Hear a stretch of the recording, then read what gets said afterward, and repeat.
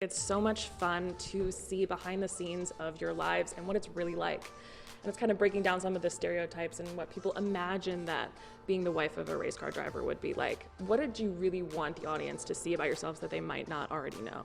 Yeah, I think that's a great point. I think a lot of people just think that we travel 38 weeks out of the year, and we do, and we love to support our husbands, but we also have our own goals and businesses, and so I think the show really highlights some of the more personal stuff like that, and it also shows a lot of our family side. I think the people always see the boys, they're aggressive, they're racing, they're intense, but then you get to see the sweet moments of family dinners and just hanging out on the couch.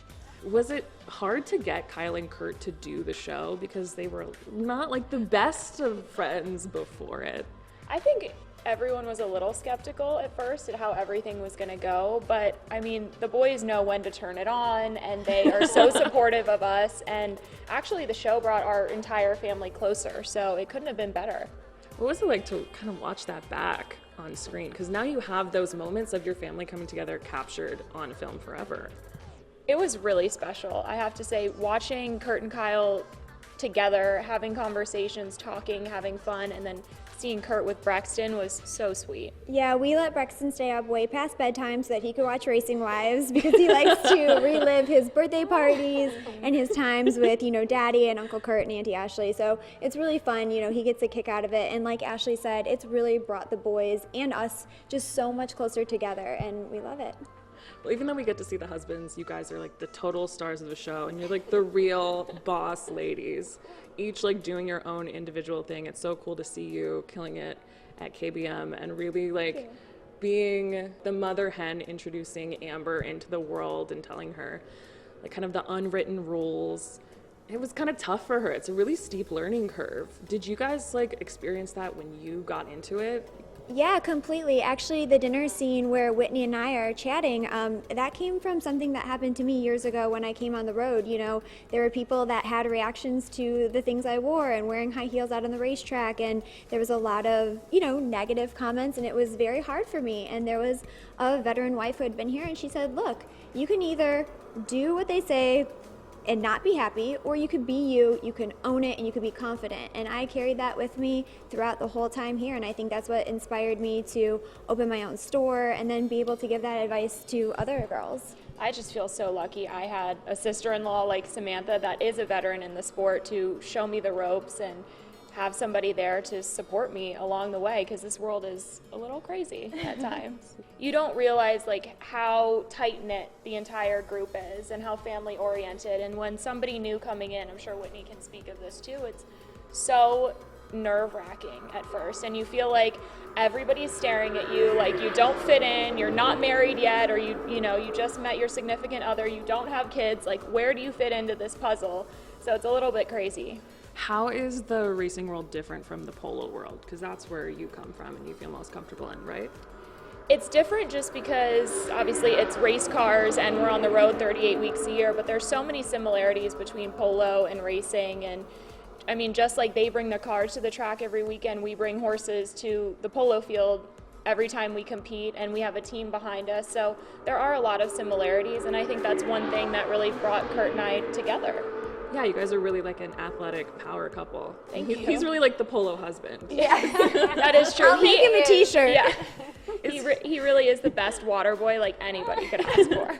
How has he been like so supportive of you in your own kind of like athletic adventures? Because you've done some really cool things with polo. You were playing with the Duke of Sussex 2 years in a row. Is he just like the biggest fan there, going with you, like mingling with like royalty? I hope he's my biggest fan, but no, I know he is, and I think he understands what it means to need support and also to 100% commit to what you're doing in order to be successful. So there's just a mutual understanding there that is very special. Yeah, that really is amazing. And what was that experience like, by the way, to be able to go over there 2 years in a row and play with Harry and play against Harry? Like, what do you get to learn from someone by doing that like us regular people just don't know? I thought it was a once-in-a-lifetime experience, and then when I got the invite back to go and play for the U.S. Polo Association, I was like, this is amazing. I get to experience this again, and everything that they do for Sentebale and for the children in Africa, it's just such a wonderful cause to be a part of. Watching the show, you guys are so fun, but there's also a lot of really dramatic moments and hard moments. Was there anything that was really difficult to watch back that you weren't particularly excited for? Well, for me, the dinner scene, that I don't like to see that one. That one, it's weird because that was like a year ago, and I feel like we're a lot further along now. And my best friend too, because I'm kind of in the middle of the wives and Mariel, and she's not a wife yet, so. Yeah, like 1 year later, whose side are you on in that? Because that was a really tough one. Well, you'll have to see the finale to see. Yes. What about you, Sam? Because you were really open about your fertility journey, and it was really brave of you and amazing to put that on air so that people could relate. Has that been difficult to watch back? It has. Episode 8, the season finale, is, I'm not gonna lie, it's really difficult to watch. It's the hardest episode for me.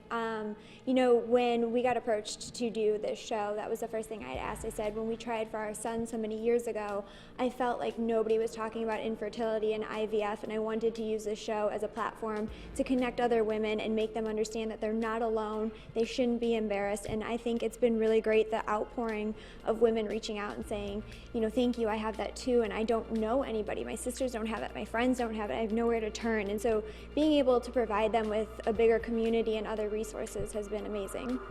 Were you guys surprised to see that insight into her life? I'm sure, like, as your sister-in-law, but it's probably like pretty tough to watch as a friend of Sam's. Yeah, it is. I had no idea, we are starting to think babies, and so we're kind of starting to open our eyes to that world, and we just had no idea how many people really do struggle with this these days. So I just think Sam is the strongest woman ever for putting herself out there on TV, and then also going through all the trials and tribulations she went through just to have a baby, which is supposed to be a special moment. And the finale definitely gets me too. It is the most intense episode, and I just commend you for showing everybody that. If you love that video, you're going to love everything on the Access YouTube channel. So hit the subscribe button. You can thank me later. Hit it. Now.